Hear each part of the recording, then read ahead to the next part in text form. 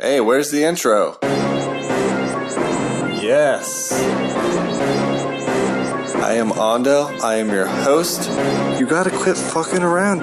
As far as I'm concerned, that's a good thing. A way to sort of cause trouble. Welcome to the Undergang Armchair. Bring it.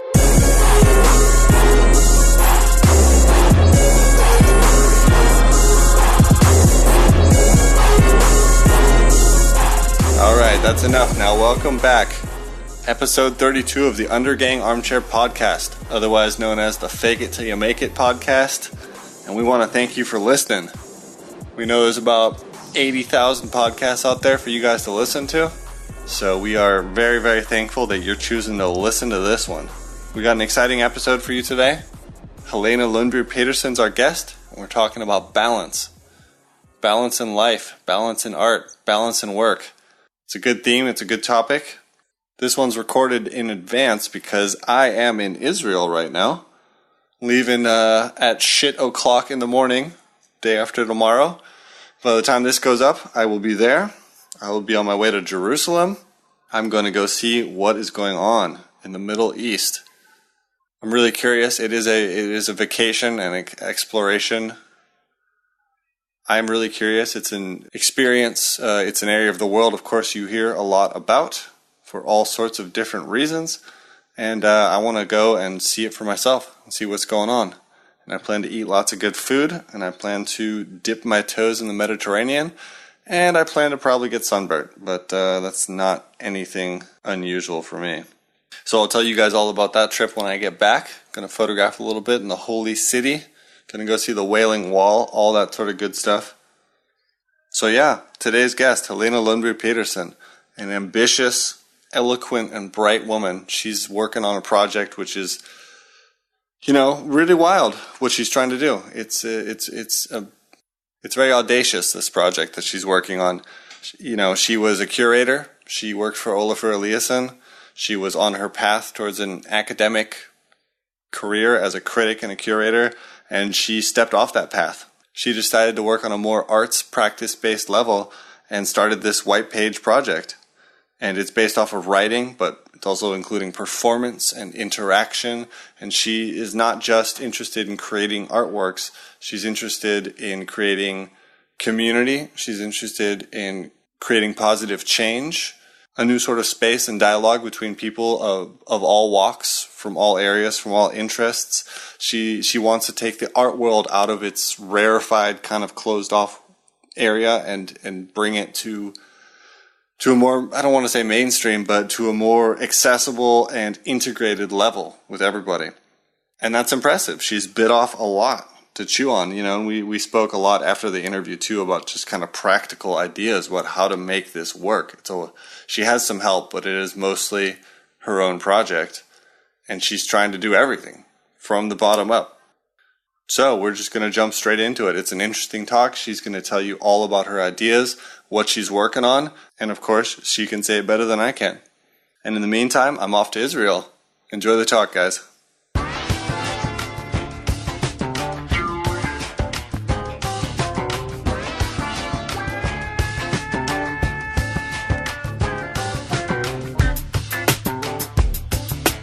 Yeah, that's the thing. So we have a nice place to live, and that's comfortable, but what does that mean?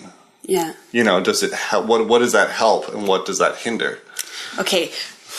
We're not. So, one of my projects is like 5 of my books are a mythology of our life, and it's basically we need a mythology that is dealing with some of the things that we're dealing with right now. Is that because we're missing a mythology, or is it more like we need an updated mythology? Kind of both. Yeah. Because our philosophers are still drawing from the ancient Greek philosophy and myth, and to kind of unravel or deconstruct them or interpret them. And I think we need a passionate, the thing about myths is that they create kind of a space where you can value and judge life, but from a distance. Right. Because they are myths. They are goddesses or gods. They're not you. And our myths today, if we should make an equivalent, is kind of like the stardom or the, the what? The stardom, the success, the gossip magazines, glitter. Right, TMZ. And so I kind of, we need that. So anyways, so based on that, I was creating these 5 aspects. And I believe it's the 5 aspects of us as people that is symbolized in a goddess. It's not important that it's a goddess. It could be anything. It's just the format of it. And those 5 aspects is basically what we as people or individuals need to balance. Mm-hmm. And it's also what we need to take into consideration in society building. Right. And in a global community that we are indeed faced with. Mm-hmm. So it's wisdom, which is our mind that works all the time, thinking, analyzing. Mm-hmm. It's the body that's connected to the moment. It's our will and passion, speaking of the spark, right? Yeah. And it's love, the emotional side, and then it's the balance. How do you, because you are all of it, so how do you balance it? So basically the comfort, you can place that within that framework, and then you can ask, what do we need to be a full balanced person or a full balanced couple or a full balanced society? Right. You need all of it. So if you can get, like, for instance, the pleasure in Denmark is pretty high because the comfort is very, comforting. Comforting, exactly. Yeah. But what do you miss? Maybe intellectual stimulation. Yeah. Maybe you miss the passion, the spark. Mm-hmm. The love is great here too. So that means I'm giving them colors. So that is orange is pleasure, green is love. Then you're very green and orange per se. And then maybe you need some blue, which is wisdom, and some red, which is passion. Right. Especially red. Especially red, exactly. Which is funny because that's the national color of Denmark. Yeah, well. But I mean, yeah, okay. Oh, so many places to start. So you've created these 5 books. Yeah, more, 7 actually. Okay, right. You had language. I saw you had language on there. Is it? Yeah, it's 7. Purple, right? Right. Yes. So this is your personal artistic practice. Yes. And how does this tie in with the greater project? White Page Project. Yes, that you're working on. Because you also speak a lot about, life and society, and you talk about exhausted culture. And, that goes beyond your personal project there. So that's the part I have the question about. What does that mean in relation to your own personal work? Like, what's the other side of this project? I think they're very connected. Mm-hmm. And actually, the first book is the White Book, which is also the one that's published. The other ones are in the making to be published. They're written, but they're just not produced yet as transcribed, translated editions. They are... so the White Book is kind of the first book that initiates it. And my background is from a theoretical art practice, working in galleries, museum, being the studio manager, so on and so forth. Right, and you're educated as an art historian, right? Art historian, yeah. But from the beginning, I was combining my studies like art history at Copenhagen University and communication studies at Roskilde. So I was combining from the beginning, like in a patchwork way, because I was looking for something that I couldn't find in either. And you always had your own artistic practice? No, that came later. That came later. Okay. That actually came when I moved to New York, and that's where everything started. And in retrospect, I can see that I was looking for that space. I was looking for a space all along in my work with the art and the arts. Or I moved to New York. I started talking about the space, the art, the culture, the potential of art, and I was super unstructured in my thoughts. And then a very good friend of mine called Philip, he was like really listening to me and asking critical questions. And one day he was just like, "Okay, stop. You gotta write this down, okay? Because every time I ask you a critical question, you have the answer, but it's just very hard to follow because it was so big, right? It wasn't just the art; it was also the philosophy and culture and existentialism, everything. You're biting off a lot to chew on. A lot to chew on. Like, well, how do you combine it? And then he was like, "Okay, write it down." And so it's kind of a conglomerate. Conglomerate. I love that word of thoughts. Yeah. And then he gave me that push. And a year before, I was in Japan, and I found this beautiful white book, like all clean white, no writing on it at all. So it was a space in a way, right? The book was a space, and then I just took a pen, and then 3 weeks after, the book was filled out. Wow. And I was just like, whoa, what is this? What just happened? What just happened, right? Yeah. And especially because I come from a theoretical background, I was not at all used to that creative outburst of something. Right. Well, I guess academia, you're used to writing in a different format. You have the distance. Cool, distant, exactly. And you can, every thought you can kind of trace back to another theory. Right. You have the net. That's really the weak side of that sort of work. You can get to great intellectual heights, but it's, in a way, it's always missing some sort of human element in my mind. I was missing all along. Yeah. From the theoretical background. Yeah. And then I just had the book, and in my thoughts, I was at that time, I had just, moved from Berlin and Copenhagen, where I was working as a studio manager for Olafur, and I just had this idea that, I was a curator now, and I wanted to curate exhibitions, because there I could really, I love art, right? I find the greatest potential in our society lies in art, because we can, that's another story why, but yeah. But you were about to jump into some sort of academic curation, theoretical art world. You were on the edge of that. I was on the edge of that, and then the book just came, and suddenly it was just like only like a small part of that book is about art, right? And the rest is about consumerism, this critical, exhausted point in our culture, the need for more, right? The need for having kind of the way I see it now is that place where the human paradox of your being, of your eternal but short moment life here on earth, what do you do with it? Yeah. And who are you? And you are not just one thing. You are not just an artist or a politician or a father or whatever. You are so much, and you can spend the rest of your life figuring it out. Right. And at the same time, on a larger scale, I've always been very critical towards religion, because we see, and religion is not just in a religious sense. It's also scientists fighting against each other, or like anything, and consumerism can in a way also be turned into religion, like something that is very with doctrines, right? Dogmatic, and yeah, I know what controlled. You mean. Yeah. So how do we look beyond that? Right. We look to space. Right. So I wrote that white book. I wrote the other books, the mythology. I wrote the book on languages. I have found the next 6 books that I want to write. You got your work cut out for you. I got my work cut out for me. I just don't have the time to, like, the creative time here in Denmark. But right. Well, I mean, to go back a second, I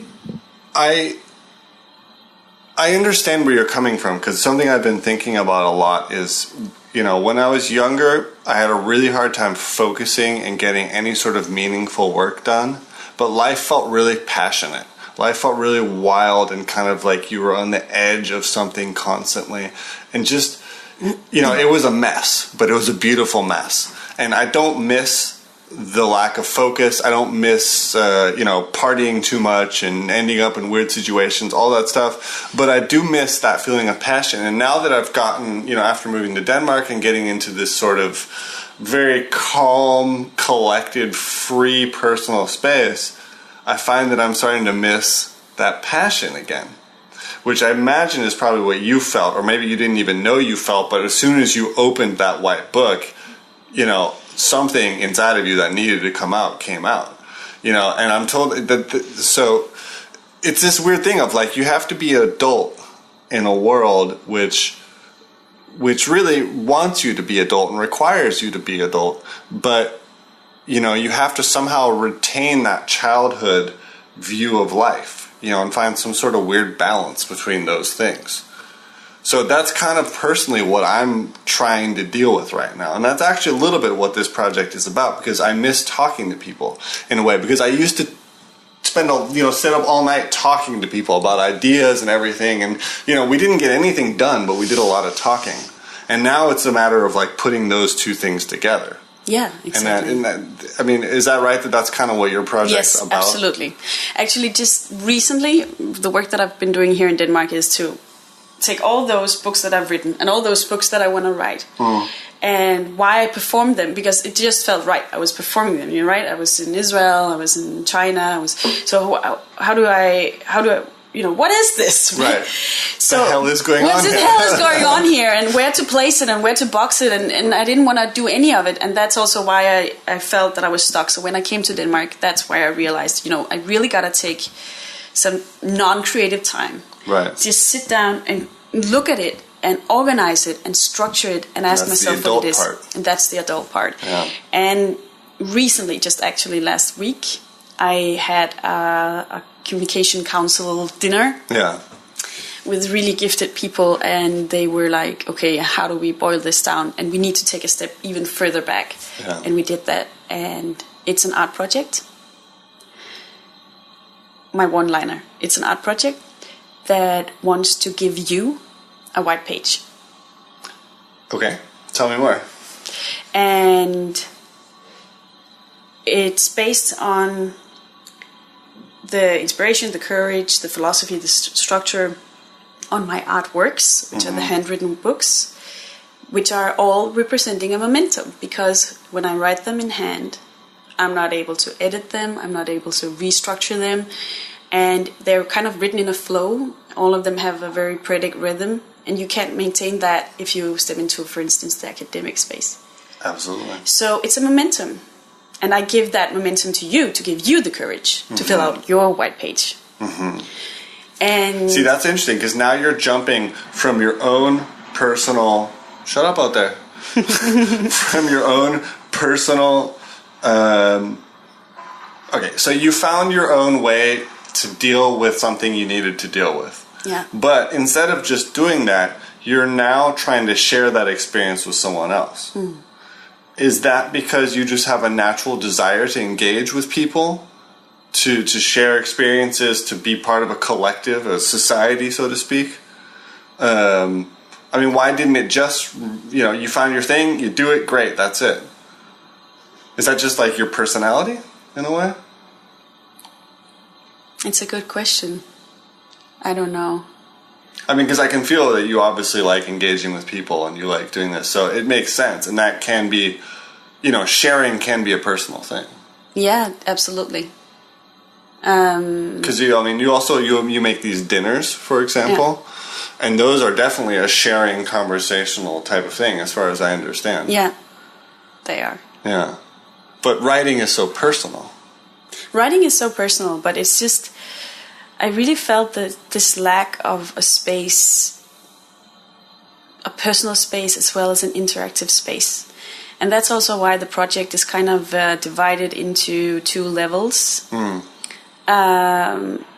which are very, very hard to combine. It's almost a paradox, because on one hand, it's an individual project. Right. It's something I give to you. Whatever you fill in that space, that blank page, I will never be and would never want to control what you put there. Right. On the other hand, there is also on a kind of the large scale level, we need to find this space urgently in the global community.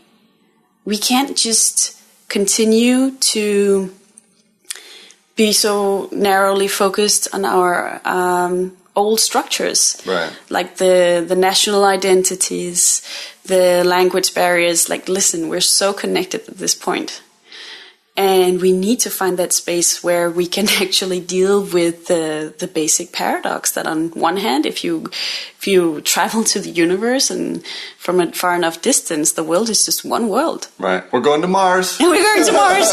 And on another level, it's just we're so many worlds, right? One human being can spend their entire life just not even knowing their own perspective and, and suddenly change their perspectives.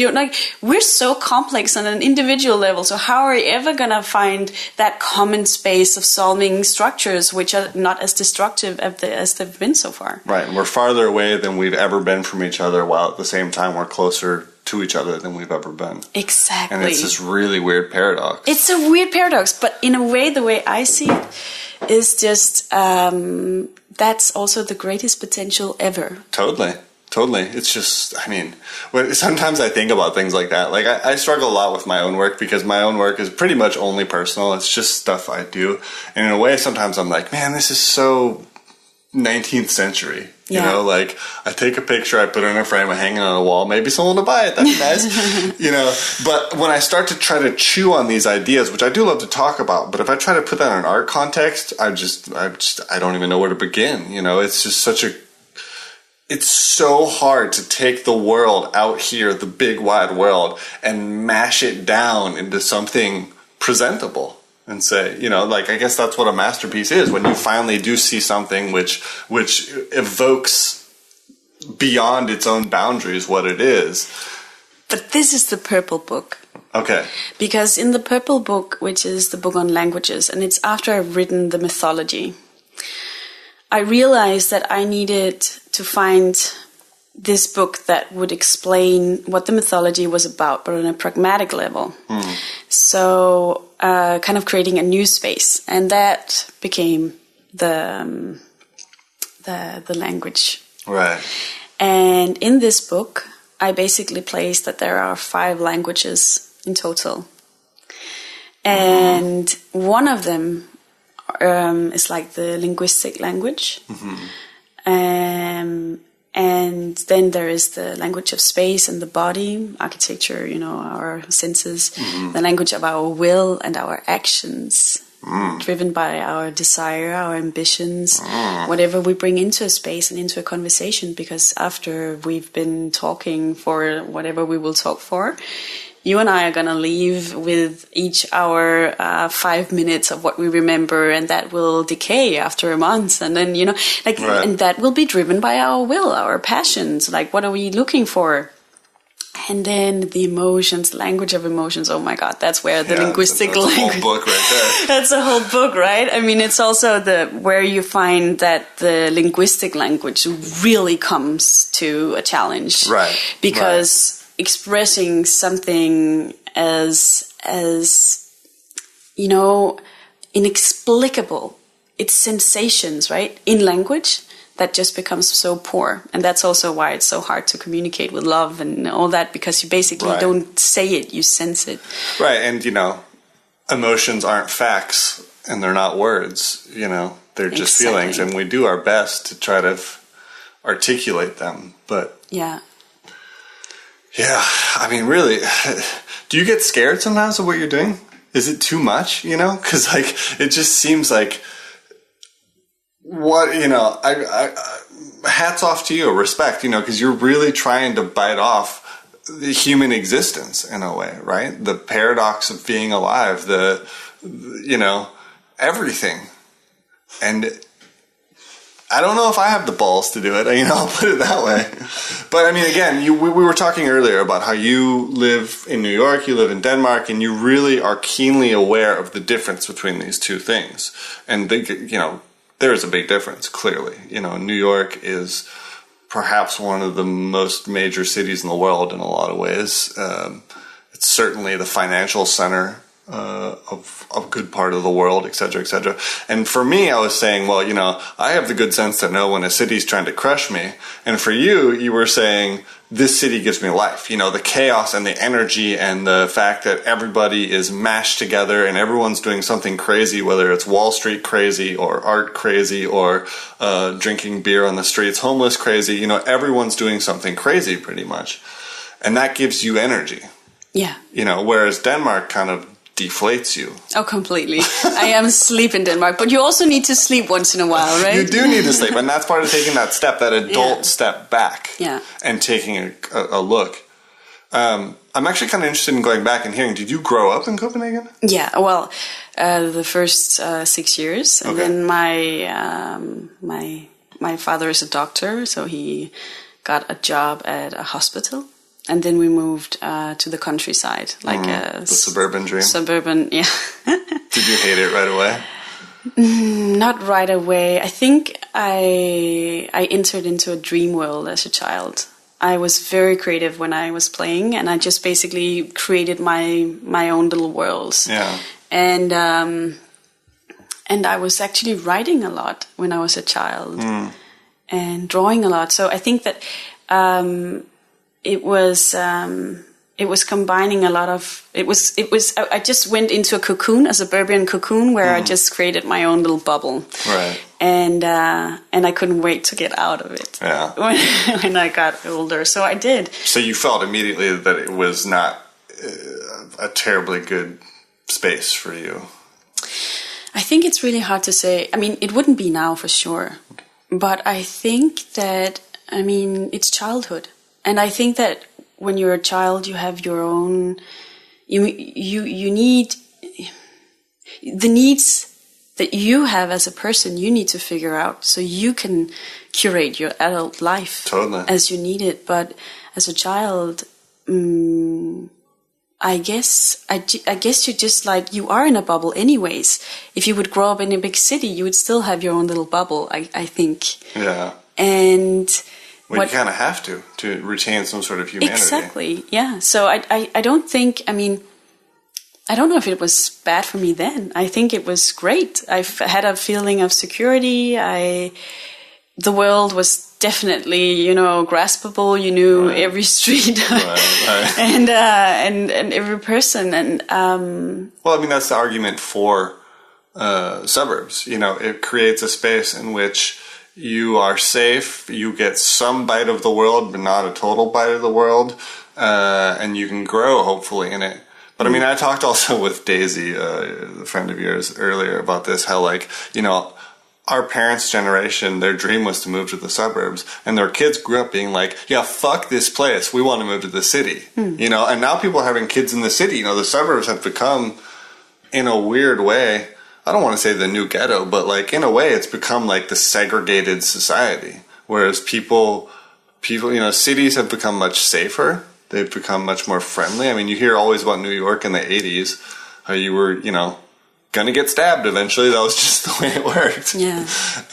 And now this whole generation instead is giving up that dream and moving back to the cities and wanting to make cities a livable space. Yeah. And it shows in you. You not only did you want to go to the city, you wanted to go to New York. Yeah. And you did. And you've also been in Berlin and Ireland. You've been all over. Is that wanderlust, or is that just more like, I got to go see what's going on over here? I got to go, exploring. You know what? I definitely always had an adventure in me, like old world kind of sailor that would just sail the world, and you didn't even know. So you're not a farmer, you're a Viking. Oh yeah, I'm so a Viking. Most definitely. And the thing is that right now I'm just coming to terms that I do have both, and then it's a question of how to balance them, how to balance the kind of the roots that you have. See something, you grow something, you watch it, you nourish it, you stay in one place in order to do that, and then on the other hand, that conqueror of the world kind of thing. And that also brings me back to the paradox of the white page that has these two intentions. Yeah. The smallest intention of just, providing that individual space for you, and the larger intention of actually gathering a space for the world to potentially and hopefully create a much more balanced world. Right. Because we all need it so bad. And if I've been around with this project and I talk to people, all over the world is of course impossible, but as many countries and continents as possible. And what I find is that people, whatever they work with, uneducated as well as the highest level of education, be it technical or intellectual, connect with this project and find something in it. Right. And that gives me hope. And you were talking about if it was too much, in the beginning, I was kind of like, wait a minute. I did Can I not just paint a flyer? I did not sign up for this. Exactly. I just wanted something. And I had to say, like, when I was standing with the white book in my hands, and it was just basically perfectly written from the first page to the last, by hand, So it was, and all these thoughts suddenly came out, and I was just looking at it. It was like, maybe I just burn it. We don't tell anybody that it ever existed, and I just go back to the role I had before. Right, being a curator. Right. Safe and sound. Right. And of course I wouldn't do that. You can't live with it. No, and you can't live with it, yeah. And in this project, and this is a life project, I mean, I'm going to do this till the day I die, and there is something in it that I just found that I was looking for all along. Like this space of, I guess it's hope, basically. Right. And this space of, instead of constantly looking for answers in specific questions or definitions and categories, which are so exhausted at this point. Completely hammered. This is why we're all suffering so much, right? Then instead coming to this level where we're actually able to create something. Right. And just, have an experience of life, because in the end, that's what life is about. Well, not just create something, but create something together. As well. Because that seems to me like as a really important element. That's kind of what I keep coming back to. And I think that's also why it's a little hard to define what it is you do. Because the art world, let's face it, has very little interest in togetherness. Oh, yeah. There's an illusion of togetherness, and there's an illusion of work, but it's actually very exclusive. We know this because of, both the money. Everyone talks about the money. Oh, the money is ruining the art world and everything. But also by nature, a curator's job is to exclude a lot of things and include a few things, right? And that needs to happen. That's part of it. That's part of what makes America interesting, is that, it's a dog-eat-dog world, and the ambition is put on a pedestal. Ambition is rewarded in that way, in a way that it's not in Denmark. But at the same time, there's that danger of becoming too exclusive. So you're trying to do both. You're trying to include and exclude, and again, it goes back to balance. And a paradox. How are we all one and all different? And this is the beauty of it. And going back to the art world, I definitely have a big critique on the art. But instead of just deconstructing it or being traditionally, critical towards consumerism that has definitely taken over the art world at this point, I would much rather have a much more sexy conversation about the potential and the love of art. I mean, come on, we have this beautiful space that people actually are able to come to, open-minded, curious, to experience, but please, for God's sake, just leave out the experience economy, right? Right. Just go in there and have this experience. And instead of being afraid of it, which is also right now being super killed by this over-communicative, don't be afraid of the artwork. It's just about, this and that, which is also consumerism. Totally. Then just experience, because this is the beauty of it. Once you experience art, you realize that you have no clue what it's about, and none of us do. And this is the beauty of it, because that is training you to deal with the things you don't understand. Yeah. And at this point in society, we have huge difficulties accepting that. Right. We want to figure it out. No, wait a minute. This can take place there. I was just realizing right now everybody's trying to place many kids with AD. What do you call it? ADHD. Yeah. Thank you. Yeah. And everybody suddenly have a label to where you place kids that are have a little bit too much energy or whatever. And pills, lots of pills. And lots of pills. And you just I'm just like, oh, okay, is this where we want to go? Like Borges, I love his description. Yeah. He had this eternal library. And they were basically circular and round, and he was explaining how they would lose themselves in them. And basically that's what we're doing. We're having so many labels, and we're looking for all this knowledge in these like little circular, we just digging ourselves into a place where I don't think life is very balanced. Right. And this is also what the mythological space can be used for. Right. Is to basically give us a system to know where we are. So in that over-categorization and drowning in information and research and more research, we're just such a blue world that we are going to miss out on other aspects. And I think that's also, it gives you a space where finding balance becomes an individual project as well as a societal project and a global society, because we need that, not just to frame our world in no, wait a minute, this is my backyard, it's not, so your problem is not my problem. Come on, we know that's not the case. I mean, we have to find this space where we can deal with the problems and the conflicts that we're facing, and we definitely see it in the media every day with statistics that are painting a picture that none of us really like, but just put aside because it's too hard to deal with. And I think that I would love for this space, this art space, to be a place where we can actually consider these things without having that fear of in the worst case, consequences of war or destruction. Right. Yeah, I mean, balance definitely has to be the theme. There's a theme for each episode, and I think we found it. And that balance is, and I'm tempted to say, well, look, Denmark's balanced, right? But if you look at it at a different angle, it's not. Exactly. We're balanced in a very when you look at statistics, right? We love statistics. They're so graspable. We are the happiest but then you see such a load of shit, the happiest people in the world. Come on. But I was actually talking to a person dealing with this, and he also explained that even happiness and the concept of happiness, you have to see if it's happiness in the moment, like carpe diem, or if it's long-term happiness. And Danes are great with their long-term happiness because we know that till the day we die, there is a system protecting you, taking care of you.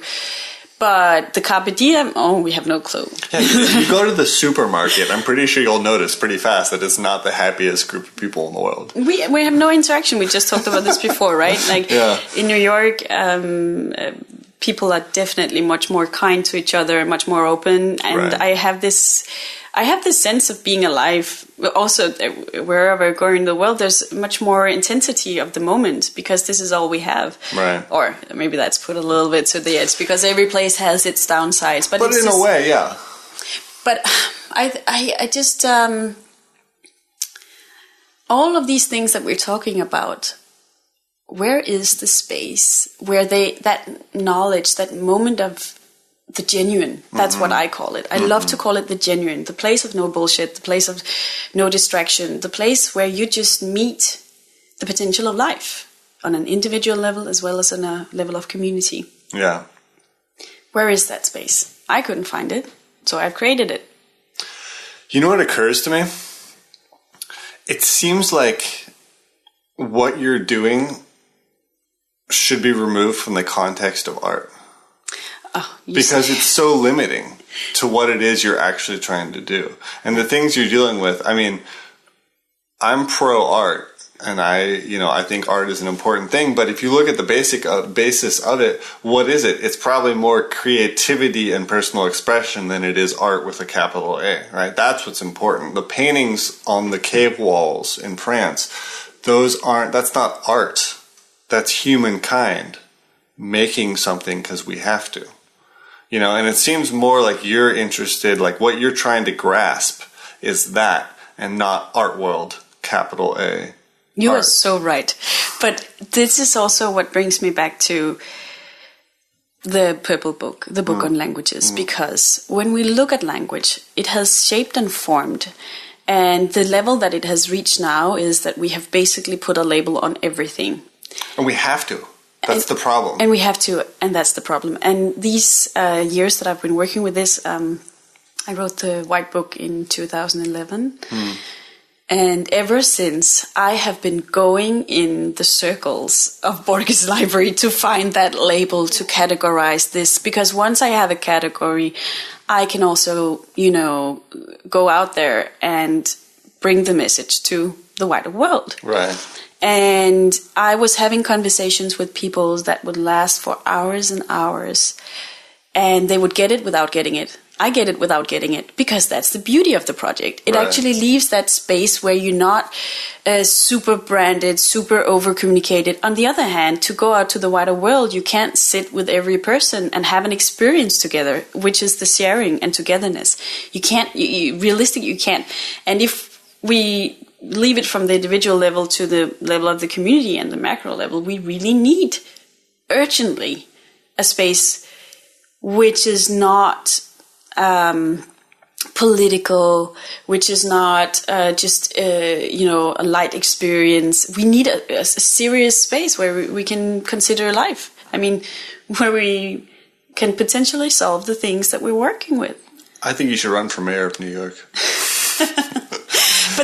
But realistically, let's just say it. Realistically, even if I put this as a political project, it would just, I would just be enrolled with the bureaucracy and everywhere I look, I would ruin the project by placing it somewhere. Right. I mean, context destroys what you're trying to do. Yes. Or I have to find a platform of my own, build it, and then you can contextualize it in every single aspect. Right. But that's your point. That's your role. That's your job. It's not mine. My job is to give you the white page, to give you the space inspired by the books, and then it's your job to do something with it. Then you could put it into a context with no problem. But still, in order to communicate that message, I need to find a platform that works. And so do you think the art world is the best platform then? Not as it is right now, but... So you also need to change that. Of course I will. We'll just take it as a by project. Right, there will be some collateral damage. Maybe. But nonetheless, I think that art still... I mean, if we look at art, it has always... had its own little sphere that was on, like, basically in the white book, I even define it like, we can't even define art, never, right? But I do it, then it's done. So the world is graspable and it's ingraspable, or comprehensible and incomprehensible, if you want to use those words instead. And art is in the membrane between them. In a constant friction between what you understand and what you don't understand. So I will use this definition, first of all, to inspire artists, all of you out there, to just don't be afraid of that space where you don't conceptualize it, don't define it, because you are basically creating a space. That membrane, that friction. Which did not exist before, at least on your own personal frequency. Or maybe it has. You don't. This is the thing. Maybe it does. Maybe it doesn't. Right. It's more like an experience. It's more like that experience I had when I wrote the book. Suddenly it was there. That experience you have when you really view great art and you are in there, and it's not what they say on the walls or when the artist was born and the artist statement and all that. Bullshit. That you are kind of educated with at this time, right? And even the artists that goes to the academy, they often express to me the frustration of creating something and then immediately having to conceptualize it, place it. Are you then, and it's theory, and theory, honestly, at this point, it's not passionate. It's not, we're just drowning ourselves in these and confusing ourselves and diverging the meaning away from the genuine meaning. One of my favorite sayings goes something like this: art theory and criticism is the intellectual's revenge on the artist. Yeah, I can see that. It's a good one. It's having that kind of I'm not in the searchlight, right? I mean, art have often been used by our greatest thinkers to express what they couldn't express. And in a way, this project wants to take that back. Art has to express what we can't express. It's that language of emotions, basically, which you can never put a label on and never a word on. And please don't.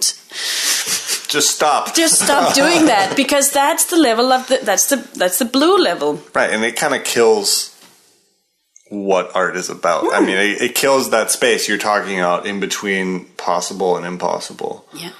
because it just takes it out of any sort of mystical, I want to say, space, and just, stamps it, packages it, and sends it down the line.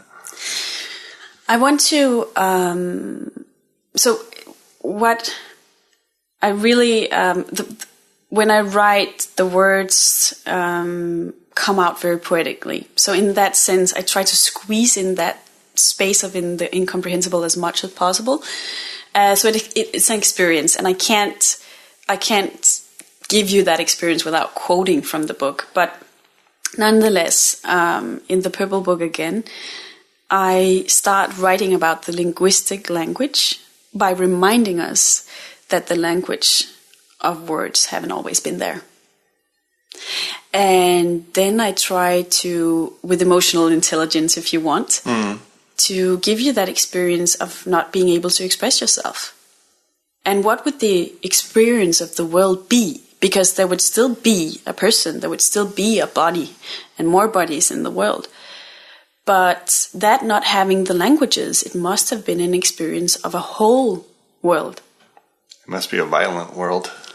Well, that as well. That's another story. That's another language. I immediately, my brain started thinking, like, how would we deal with the fact if we didn't have words? How would we express ourselves? Because we can't help but express ourselves. But that's a new paradox. Yeah. Because in one hand, I think that not having a language makes the world whole. On another hand, having a language, actually provides us with a space and the possibility of communication. Wait, stop, I don't want to hurt you, I don't want, Right. But on the other hand, it also then have to break down the world and make it diverse. Right, and create context. And then you have that leading us back to the paradox of the world being one world and the world being like myriad of worlds in one world, which is so hard to grasp. And that's also maybe one of the roots why we can never find that common space of solving things. And this is also why political ideologies and movements that were conquering the world and suddenly solving everything by, this and this doctrine didn't work out, because it's just not possible. We can't make the world one world, but we have to find the space where the one world is one world and never one world. Yeah. I mean, and when I think about that, I think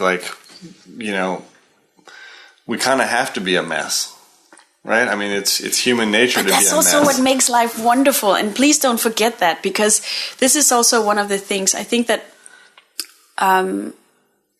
you asked me also why I was, where this project kind of came from, and is it my person? Or is it? I mean, sometimes I've just been so frustrated that the world is so hopeless. We're just wasting beautiful moments of huge potential of living life on the hopeless statistics, on the things that didn't work, on finding the solutions, which is 10 years not the solution at all anymore. Right. And I'm just thinking, yes, great, of course we should have criticism and we should constantly battle, having constructive battles, may I just underline, and not the destructive battles. Sure. But to constantly evolve and constantly change and constantly solving things and living, that's also a part of life. It's the red, if you want, the passion, right? But enjoy life too. It's just a mere moment, and this is what it is. So how can we create the space for that? And that's where I'm writing from. Right. I don't want to find solutions, because we can never find solutions, but I want to find the space for us to have a meeting and then finding that balance and losing it again, and finding it again and losing it again. Yeah.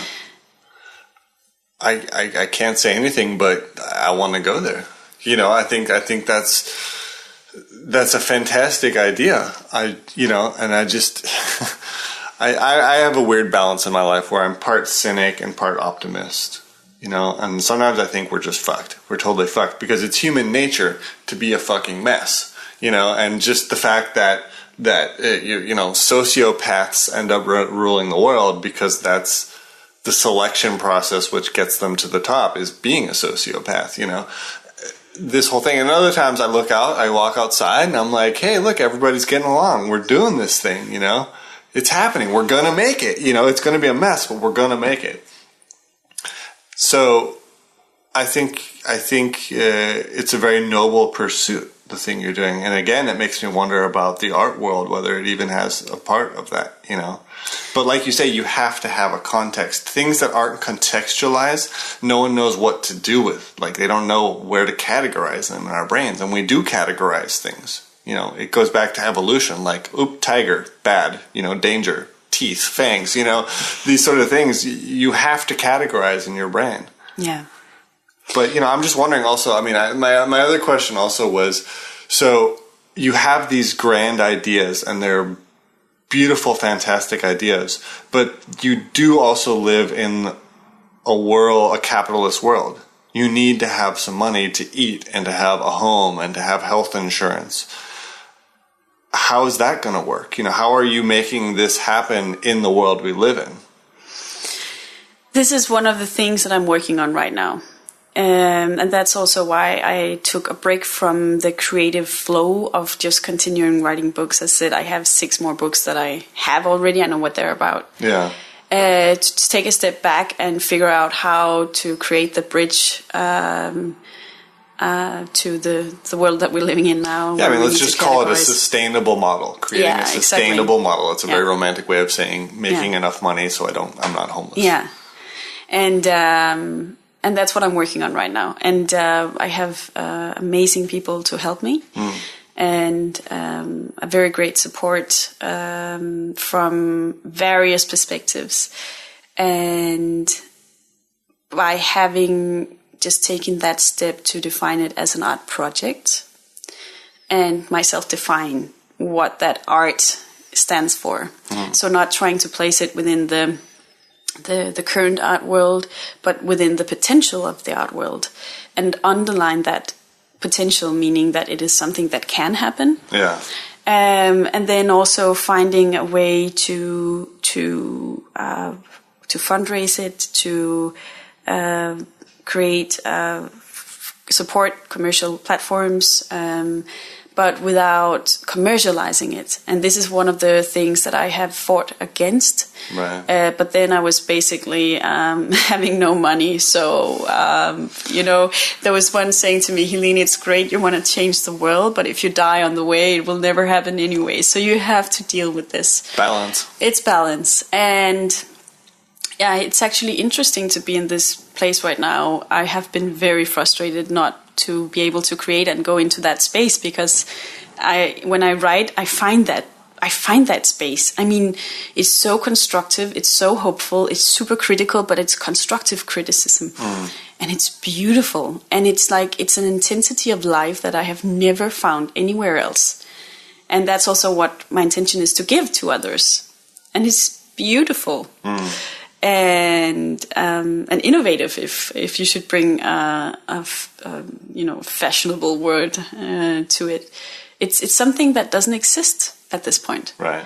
Well, I mean, for example, one of the good things about Denmark is that they have a pretty significant state structure for supporting the arts.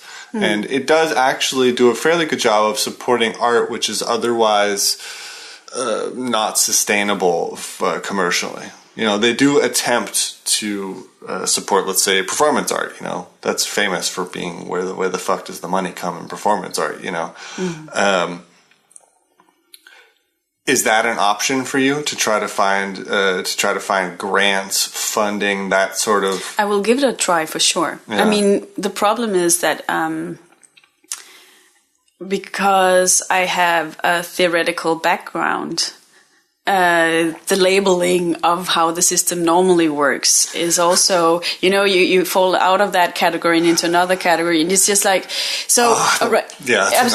right now I'm just gonna try and I'm gonna fight for it because I need it and I think we need it. But you could present it as a curatorial project in a way. In a way, it is a curatorial project, but again, it's not curator. I'm not a curator. No. This is the thing. I'm basically every single label you can give me, but I'm none of it. Right. I'm a space.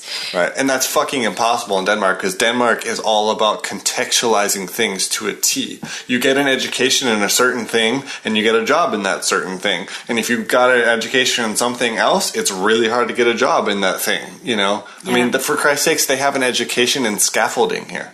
And putting up scaffolding, like that's a degree, you know? Everything is so hyper controlled and straight line that it can be really tough to cross boundaries here. And I think crossing boundaries is what we need on so many levels. Right. And it's this decadent point where the boundaries are closing us off rather than opening us up. They're not helping us anymore. And I can't help you now you speak of art, like I've just pulled Leonardo da Vinci out of the hat recently, right? Here we're talking of a man that was doing all of these things, and it wasn't a problem.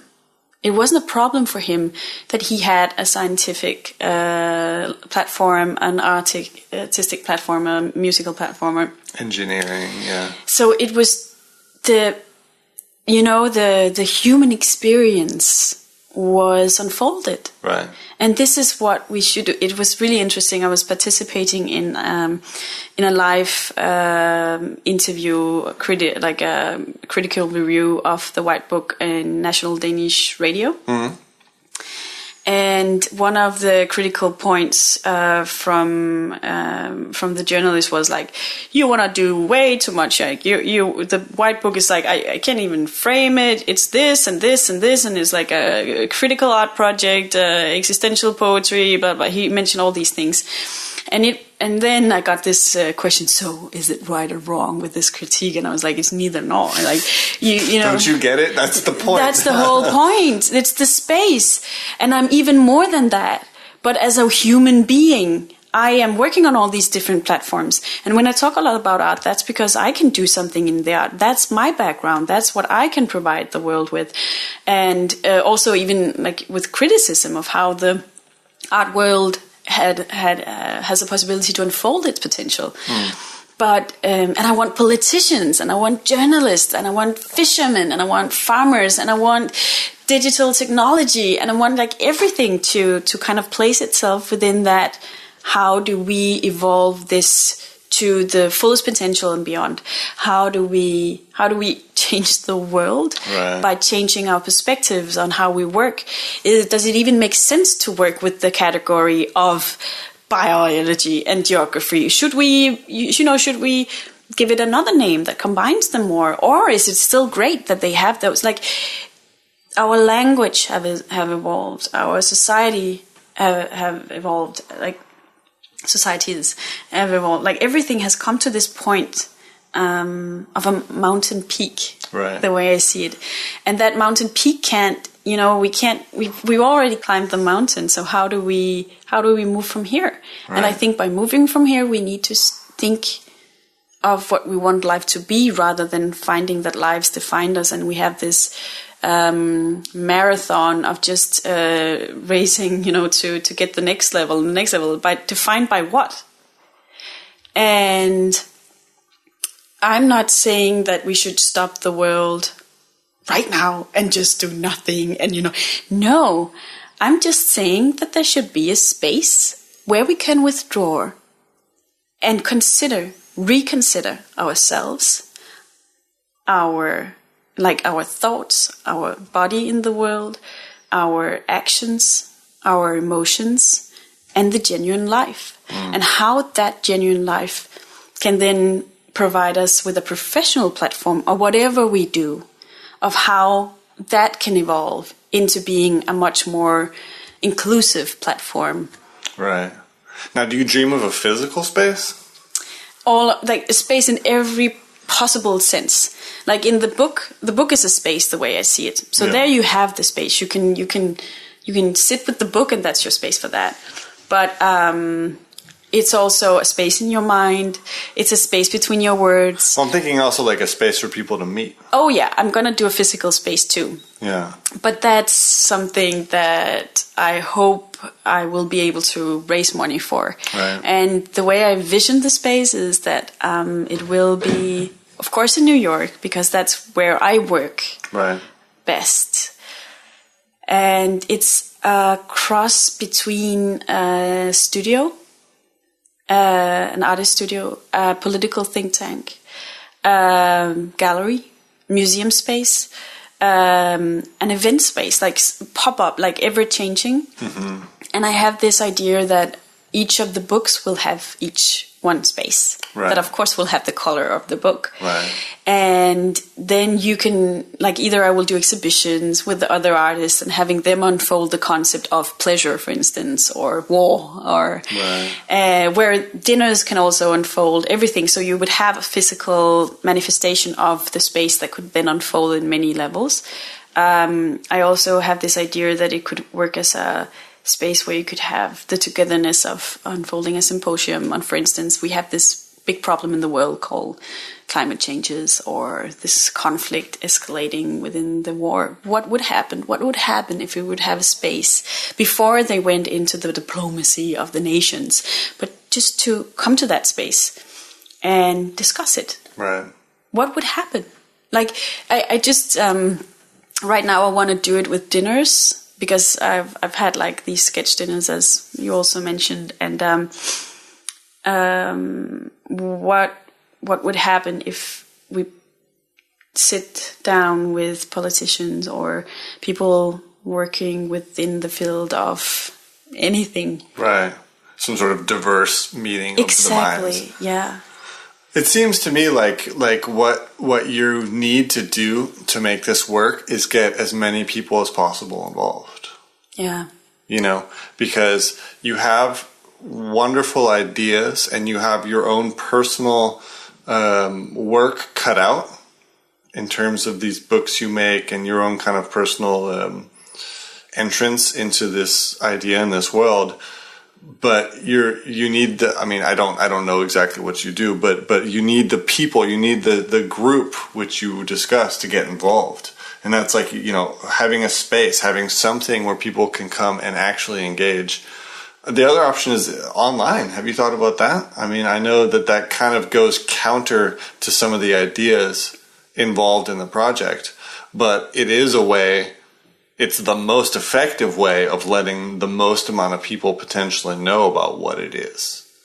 You know, I mean, Olafur just did that project, the Moon project with Ai Weiwei, and I thought that was pretty cool use of online technology ideas, meeting points to make a group work. Have you thought about that, creating a more interactive online platform? Definitely, but I think the project was initiated in 2011. Right. So you're still finding your legs in a way. I'm still finding my legs, and I've just the Purple book I wrote last summer. So, and then I've been having this time here to even define the platform, define the message, the white space, the white page as the white space. Having, you know, found like a way to, okay, so what is it? What is it I want to do with it? And then I think the next step is, I mean, what I've been doing so far is to having these performances where I give people the experience of the book by performing the book. And that's been working really well. The thing is, how do you take it to the next level? How do you create that space, and what do you prioritize? And right now we're working, I have an amazing collaboration with a manager and assistant in New York. And we're working with prioritizing the next books, the next performances. So they will come 2015, and that will initiate the next levels. I would love to create that online space, but to do that, I kind of need the structure behind it. Right. I kind of need, I have so many projects that I want to do. I also want to do exhibitions. I also want to do... There's only so much time. There's only so much time, exactly. And I also have this vision of creating a white book library. So by giving you that white page and space, I would love it to kind of have a fresh start, but, you know, using the term library, which is evoking all this like keeping the past thoughts, but not having any literature written so far, only handwritten white books by people who want to contribute. Sounds kind of like the Sketchbook Project. Do you know about that? There's in Brooklyn, I think they have a library of sketchbooks. I do. It's the same thing, but it's just sketchbooks. But I think that's exactly the kind of thing you need to do to engage the public you want to engage to take part in this. Because right now you have this project where the only actual physical output is your own.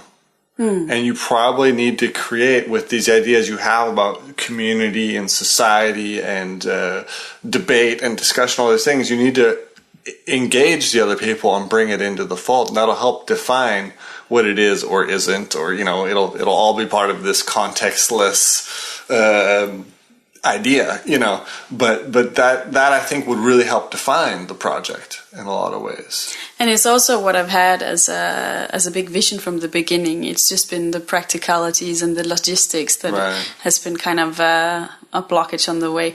And also because, speaking of myths and that whole idea, I was just thinking that the philosophers that are in many ways the very root of our way of thinking, of this rational logic, how did that start? That started with dialogue. Right.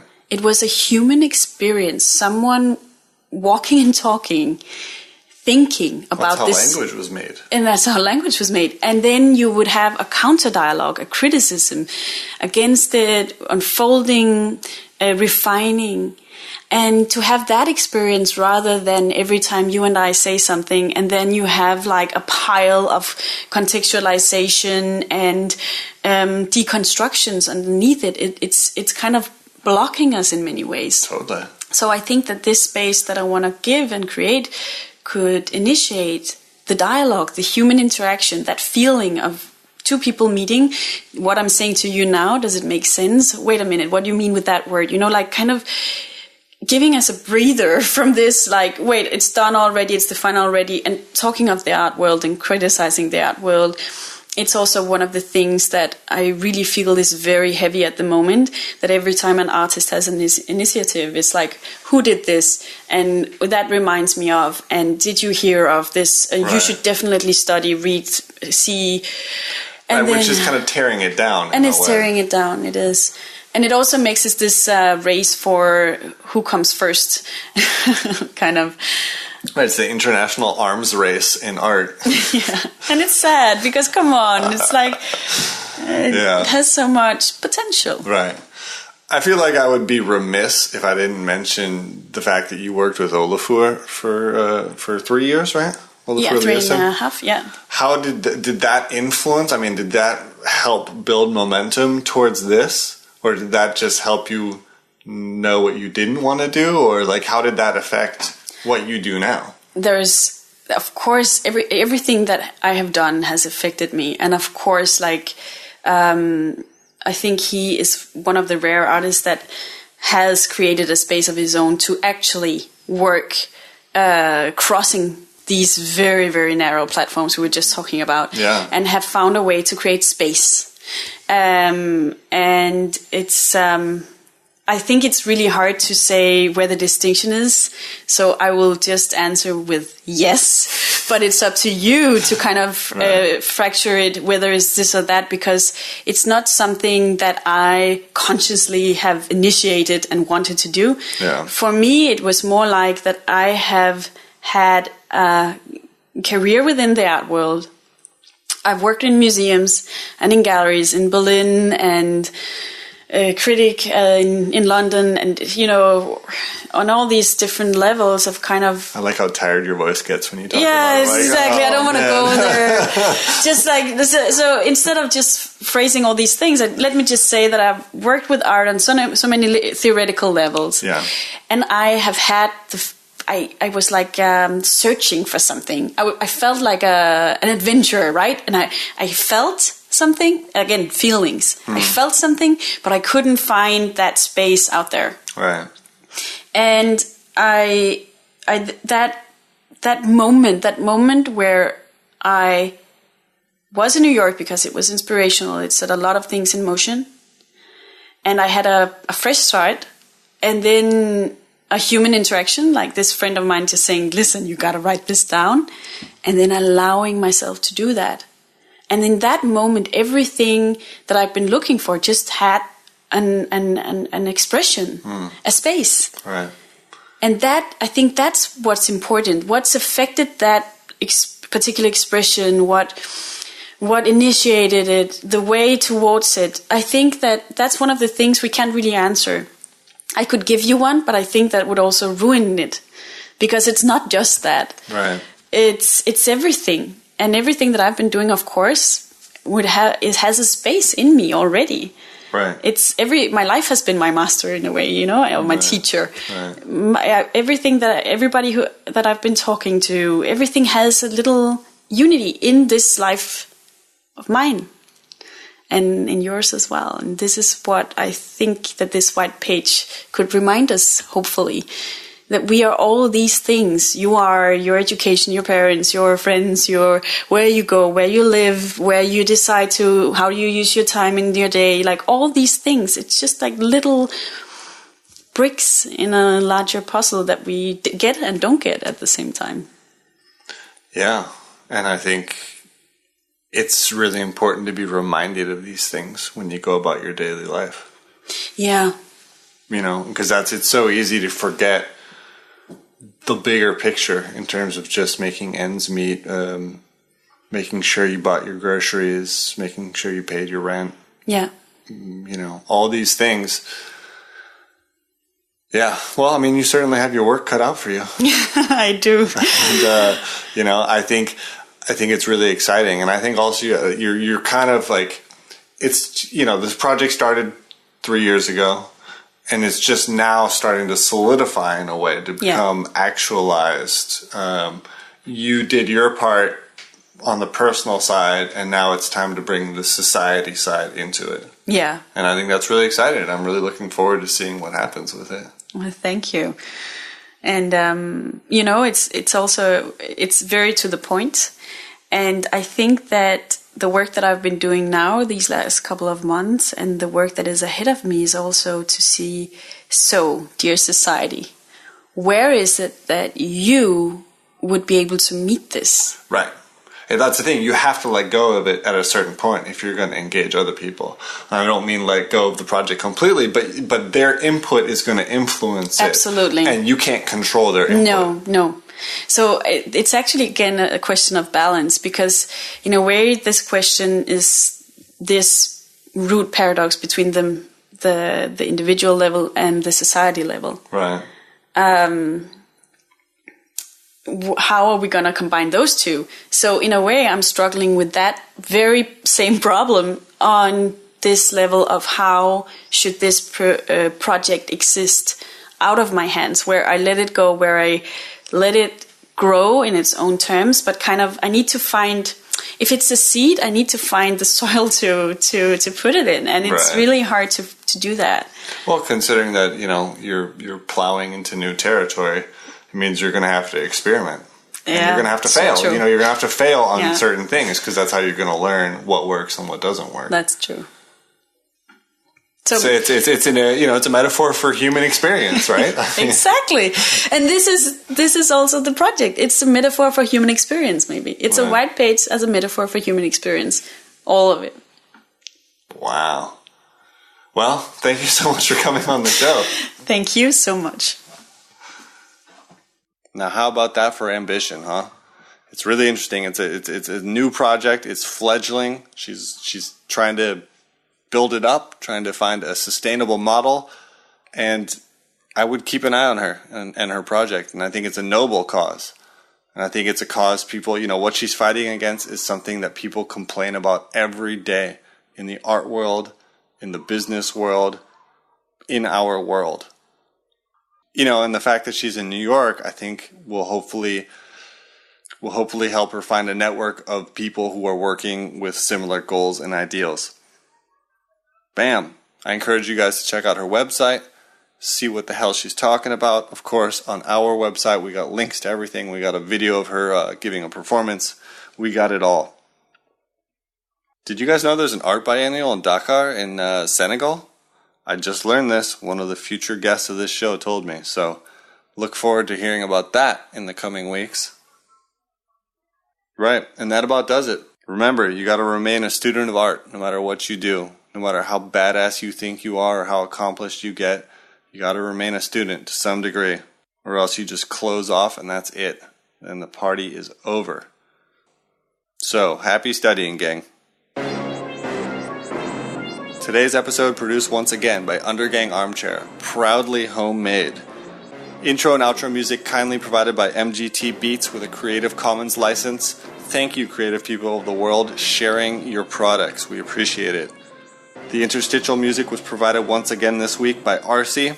Also a link to that on our show notes page. Please come check out our website, undergang.net. We got all sorts of information, links, pictures. It's all there. You can email me, the host, Ando, ANDO, at undergang.net. Tell me what the hell's going on. You can also catch us on Twitter, The Undergang on Twitter. Great platform, a lot of cool stuff going on.